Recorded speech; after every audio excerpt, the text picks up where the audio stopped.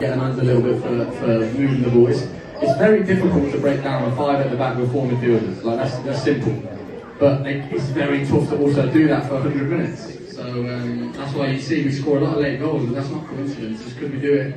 We make the same runs, the same patterns all game, and you can't track them at the end. And that's why, like I said, no coincidence we score a lot of late goals. Tell me about the crowd, because obviously there's 2 ways of looking at it, and you say that, shh, everybody, can we keep it down a bit, please, because then we can all hear. You know, there's situations where obviously the crowd's going bananas at the start, and then do you feel pretty much everything that the crowd feel, or when you're out on the pitch you're not really aware of what's going on around you?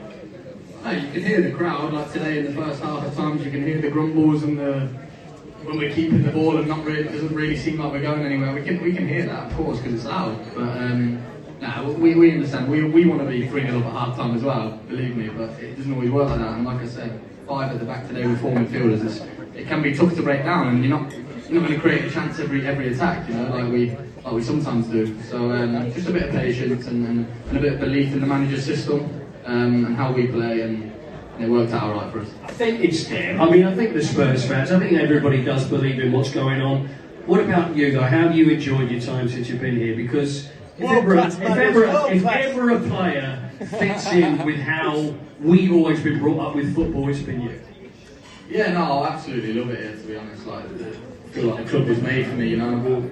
I've always been a fan of some of the players that have played in kind of my position in Spurs teams in the past.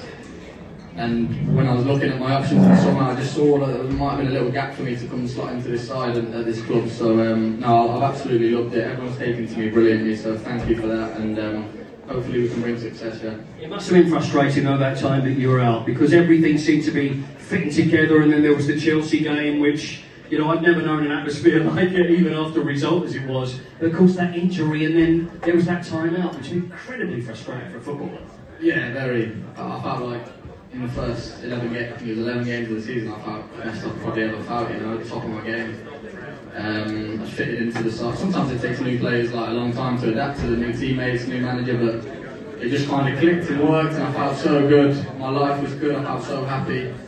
And yeah, like a 3-month injury is never ideal, and sometimes it can take you a little bit of time to get back up to speed, and I feel like I'm getting there. A few more games, and it's not easy when you have a long layoff. It can be difficult to get right up to the high levels that you set yourself like I do.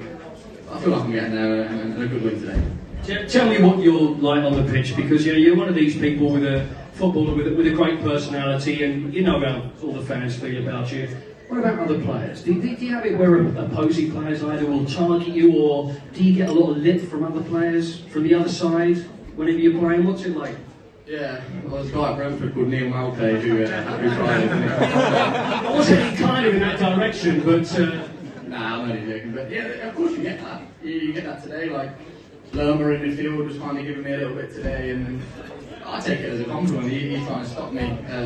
He didn't quite manage it today, but they're keep trying. They're going to try and do anything to put you off your game at this level. Like, such fine margins and so much at stake for all clubs that sometimes you need to do that, and I will do that to other players as well. So part and parcel. Well, this is the stuff. This is the sort of stuff that we don't see. You know, we see the game, but there's certain things that we're not quite aware of. So this is something that happens, I guess, all the time, and probably always has.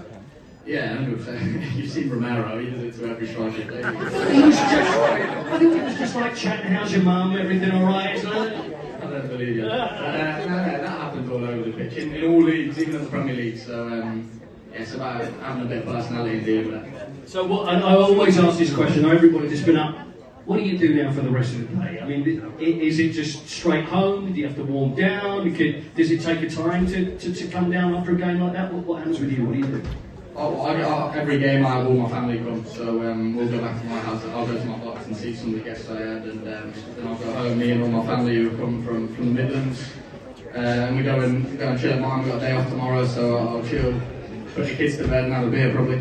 And whatever happens, can you watch Match of the Day? Do you always have a little look and see how you've done, or maybe if it's good or whether it's bad? Do you always do the same routine? You always have a little look at it, or do you just keep away from it afterwards?